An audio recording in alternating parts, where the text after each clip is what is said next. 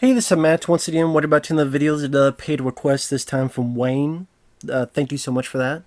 And for those interested in requesting any type of videos, topics, reactions, commentaries, re-reviews, reviews, video games, whatever it may be, feel free to send it either directly to my PayPal or join my Patreon. Both links are down below in the info box. And this is for a film I had never heard of, but it's a Stanley Kubrick film called The Killing from 1956. It's a black and white film noir. And I like Stanley Kubrick. I do. I like Kubrick as a director, if I learn how to say his name right, because I remember the first one I saw of his was The Shining. Really enjoy that. My favorite Jack Nicholson movie. 2001: Space Odyssey, I believe I saw on cable and was very entranced with the beauty, the music, the visuals of that film, and isolation in space. Doctor Strangelove was quirky and fun. Full Metal Jacket, to be one of the better war films, especially Vietnam War movies. I don't love every film he's done. I'm not a Barry Lyndon fan. I'm not big on A Clockwork Orange. And I'm not really big on this film. Like, The Killing, at least it's pretty short. It's an hour and 20 some minutes long. It did something that wasn't done typically back then, which is a non-linear story. Now, you would see that much later with films like Reservoir Dogs and Pulp Fiction, but you didn't see that a whole lot back in the day. Because the movie starts with one point of the story, and then we go back near the beginning of the story, and then sometimes we'll go on this section, and we'll get to a point now, let's go back and see that from a different point of view. It made things, at least compared to a movie back then, stand out from the rest of the flicks. Now, the acting is definitely of its time, whether it be the Lee Sterling Hayden as Johnny, whether it be, I want to get the names right, Elisha Cook Jr. as one of the people. Before we get into that, like the story of the film, people are like, what the hell is this? Johnny gets out of prison, gets out of jail, and he wants to set up a store to rob this horse racing track. So he gets the people that he needs. He gets the check cashier, played by Elijah Cook Jr., who I remember he was, it don't be weird, but I really enjoy this TV show called Elf from back in the 80s, the sitcom with the alien from Melmac. And there was an episode where this guy played Uncle Albert, and Elf is in the tent, and Uncle Albert looks, sees Elf, has a heart attack, and then Elf, feels bad about it, but it wasn't his fault. He was also in a bit role in, I think, the first Kolchak TV movie, The Night Stalker. Like, he's a guy, his face, like, I recognize his face, he would pop up from time to time. So he's part of the store. This bartender, he's part of the store. This crooked patrolman, he's part of it. This big guy with a bit of I think it was a Russian accent. I can't remember what the accent was. He just this bigger guy to act as interference for the other cops in that horse racing area.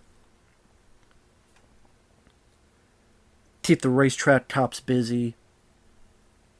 So he gets a group of people. He hires a sniper that's going to shoot one of the horses. So it's pretty much a buildup of that. Getting to know a little bit of these characters, like the check cashier, Elisha Cook Jr., has this very bitchy wife who you tell only cares about money, and then she has a younger lover of her own. You don't really get much of the other characters, like Johnny. Pretty much all you get about Johnny is that he was out of jail, and there's this woman that he's in love with, and they're going to run away together, get on a plane. He sets that up.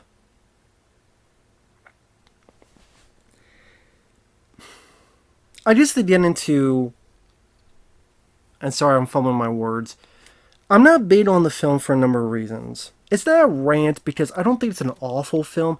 The acting for his time didn't bother me. Sterling Hayden, I think, would be in Doctor Strangelove. I think he's a guy who he's the general or military guy that went crazy and they want to take our juices, no fluids. They're don't try to take our fluids. It was like one of the funniest bits to me in Doctor Strangelove. I'm like, okay, he's the lead in this. I believe it's the same guy because that voice sounds familiar. So I don't mind the acting. The non-linear, like I said, makes it a bit different from other films back in the day. I do think it was better implemented in Reservoir Dogs and Pulp Fiction. I think Tarantino did a better job at that. But, number one, the music. Really? Yeah. The music in this is so blaring and loud and obnoxious, just like me. It's just, there is no sense of subtlety. I'm sitting there going, I've seen Kubrick utilize music better in Full Metal Jacket, whether it be that weird sound design when the sniper hits one of the soldiers, or The Shining. I mean, you look at the music in The Shining, how Kubrick worked with that, or 2001: A Space Odyssey. Here, I don't know if he had that much control over that, but just really loud. Blaring and loud. Bloud. There you go. New word. What's blaring and loud is bloud. Just, again, as subtle as a pine cone shoved up your nose. So you don't sneeze in it for weeks. It's a pine cone stick up my nose. Yeah, and then stick it up your ass. I just didn't... It was just... If you're trying to get mood... an atmosphere that works well, potentially, with a film noir, you can't have the music fucking blaring, like episode of Dragnet. Number two, narration that I would not be surprised if this was done after the fact. If Kubrick really wanted this narration, I would go, why? But I would not be surprised if it was one of those like Blade Runner situations where there was not supposed to be narration, but then they was forced to do a narration after the fact. It could be wrong. Could absolutely be wrong. If that's the case, it was a bad mistake. Because his narration is just unneeded, unwanted, tells you stuff that you fucking already know, or you don't want to know. This guy reached the bus station at 8:45. At 9:20, we're at Mike's apartment.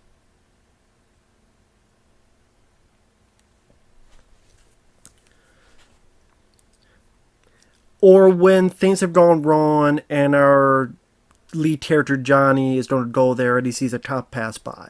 The announcer literally has to go, he was going to meet his associates, but then he saw, I don't know why I'm looking down here. The associates, but he realized there was some trouble and he knew he needed to get away himself. I'm like, dude, we already know this. Don't treat the audience like they're fucking stupid.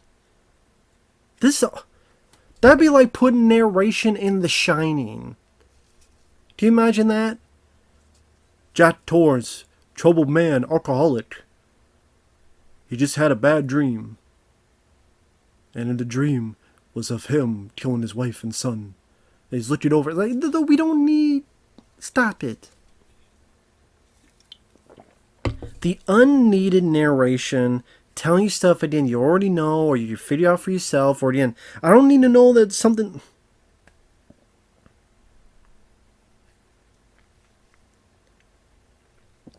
Whatever. Those hurt the film quite a bit. Because it's either loud, blaring music or the narration. So you can't really get into the mood, atmosphere that the possibility could be showcased in this. I'm not going to kiss the movie's ass just because it's Kubrick. It's not a rant, because I've seen much worse films. It's not always a painful sit. Like I said, the black and white, some bits of the lighting, like there's a bit where a person shoots someone and they're by this bird cage and the way that's lit, and the way the guy falls to the ground with the bird cage. There's a little bit of style there. I mean, not as stylistic as other Kubrick films that you see later on. I guess I was expecting a lot more with the camera work, or like with the sniper scene, maybe like going through the scope. I just thought I would see a lot more techniques being done. I guess not as much as he would do later. Like I said, it's pretty much setting up these characters to get more into spoilers. And setting up the check cashier and his bitchy wife, the bartender and his sick wife, Johnny having a girlfriend, the cop who's corrupt patrolman, he owes a bit of money, like $3,000 he owes.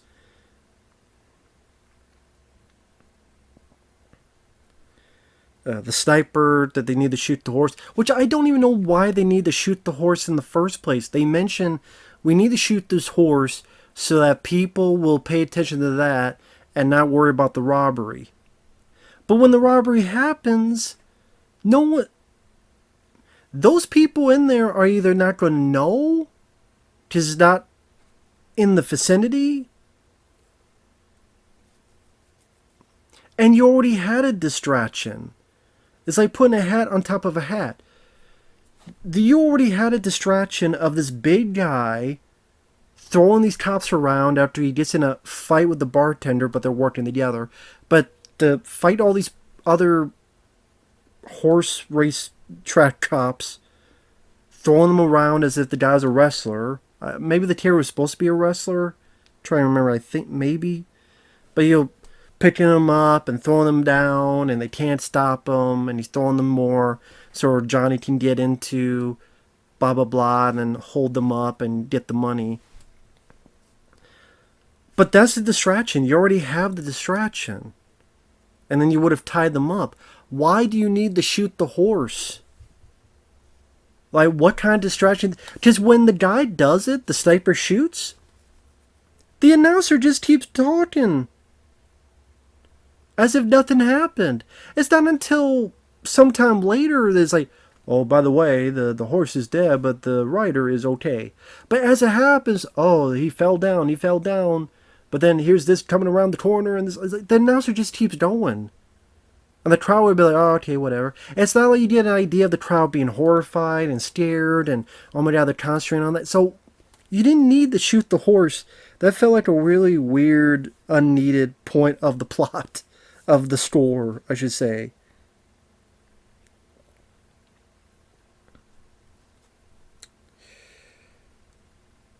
Now, there are sometimes nice bits of dialogue. That's another positive I did with the film. Like, the acting isn't too bad. The dialogue at times isn't too shabby. Like, when Johnny's talking to the check cashier's bitchy wife, and he knows what kind of lady she is. He says a line, "You got a great big $sign where others have a heart." He says something to that effect. I thought that was a pretty decent line of dialogue. I didn't mind the way Sterling Hayden said it.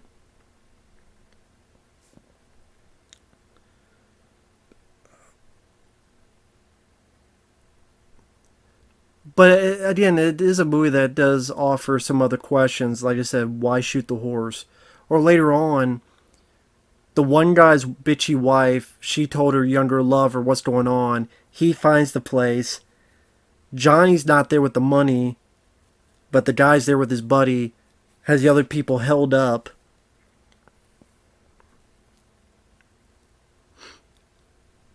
So then the check cashier comes in with a gun. The younger guy shoots the check cashier. I guess the check cashier just blindly fired over here. And he blindly fired, and he was an expert shot. Because he got shot, and he's blindly firing, and he hit all the people. He hit all the fucking people there. Didn't shoot one in the leg, in the arm, swiped, shoulder, all of them a dead shot. Just by found pop, pop, pop, pop, like 4 or 5 times, and there's like 4 or 5 fucking people. Like every blind shot, he hit the mark. Boom, boom. I'm like, wow, man. For a check cashier, you are a dead shot. You are the dead shot. Holy shit. Like, really?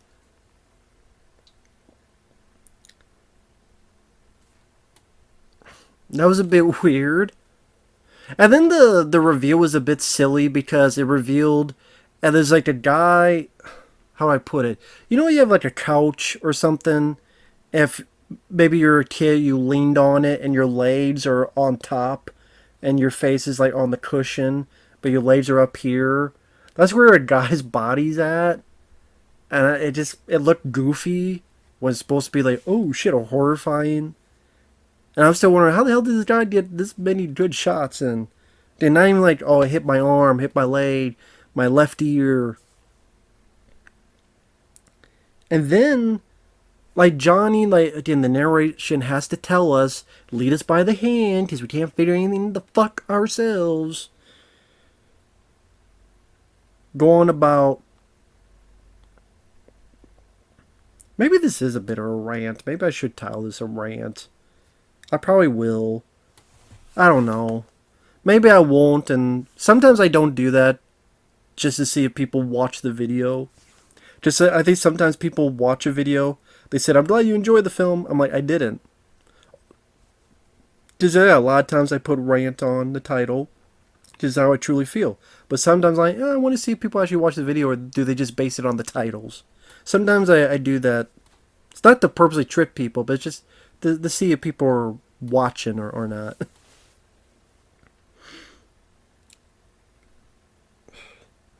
But okay, Johnny gets with his girlfriend and gets the money and puts in this big ass suitcase. And I'm like, that suitcase ain't gonna work. Especially you trying to get that fucking thing on a plane. Like, come on, Johnny. For a guy who's supposed to be like a criminal and planning this out for years, this is a pretty fucking dumb plan. At least this part of it. Well, a few other parts of it. I'm like, with this money, why don't you just have 2 smaller suitcases? I mean, I guess you could assume, to be fair, that he was supposed to have all the money. He was supposed to give the money and separate it. To be fair, separate the money. But because he had all the money, now, like, what do I do with this? But if that's the case, then just get the money you want in the suitcase you want. But he didn't want to do that. Maybe it's too greedy. And I'm thinking, well, why don't you just drive somewhere? Why don't you take a train somewhere? Because when he got to the fucking airport, and the guy says, no, you can't walk in. It's too big of a bag. Do you have small suitcases? No, this is all I got. Which I'm like, well, why wouldn't you think of small suitcases to begin with? Such a master criminal. I knew that fucking luggage was going to break open. And I thought that was predictable. Like, you know it's going to happen. And lo and behold, falls out, the money flies off. And the way it ended was really abrupt. It was a bit like, what? Because him and the girl are leaving. The guy doesn't want to try to get away. He turns, there's 2, I guess, cops with guns. Is that, what's the point? What's the difference? What's the difference? And these 2 cops walk towards the camera, the end. And I'm like, just something about that was like weirdly abrupt. I'm like, okay, I guess it's over now. Something about it just seemed just very, weird way to end it. So again, I didn't think the plan was that. I didn't think it was that interesting of a story. I don't think it was that visually exciting compared to other future Stanley Kubrick works.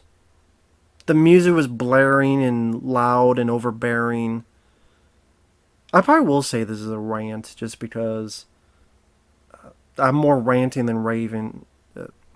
So if you're wondering, how come he says that right at the beginning? Yeah, watch to the end of the video. Sometimes I can't help it. I have to talk this out. I know I need to strip this stuff. But to me, I like doing it more off the cuff because this is how we talk with people naturally. And that's just how I like and view reviews and videos is people being real and natural. But that's just me. If the music was more subtle, if you take out the narration, if I don't know, some of the plot points were a bit stronger. I didn't. Why is this? Like the sniper was there to, I don't know, be a last defense. But then you find out like he was a crazed sniper, or he was too. He seemed like he was calm, but then you find out that he really wasn't as calm as you thought he was. He was a bit more paranoid, and he was taking pot shots. Or he was there like, hey, you're our last defense, shoot someone in the leg, whatever. I don't know. It just wasn't for me. It just wasn't my cup of tea. And yes, I know it's a Stanley Kubrick film. I don't kiss anybody's ass. I mentioned there are Stanley Kubrick films I like. This isn't one of them. I mean, it was short at least. The acting, some bits of dialogue I didn't mind, but eh. I would never see this film again. I want to see an older film.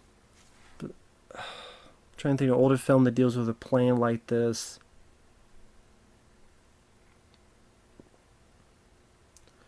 Not quite the same type of plan, but there was a film with Alfred Hitchcock directing, Strangers on a Train. It's not the same as this, but that's an older black and white film where people are because of one crisscross concocting a plan. Right, the other guy doesn't want to deal with the plan. It's like, what the hell are you talking about? I do your murder, you do my murder. What? Yeah, you're crazy. That was a more interesting story, and that had more visual style. Like Hitchcock, some really cool shots in that. Like that's an older black and white film I enjoy. That was a more interesting plan, like compared to this stuff. It didn't have an annoying narration and overbearing music, and I don't know why I thought of that film, but this is not quite film noir. But I just think of other older black and white movies from highly acclaimed directors. Strangers on a Train is one I enjoyed with Hitchcock. I'd rather watch that than this. But that's just me. With that said, thanks for watching. Take care. We'll see you guys later.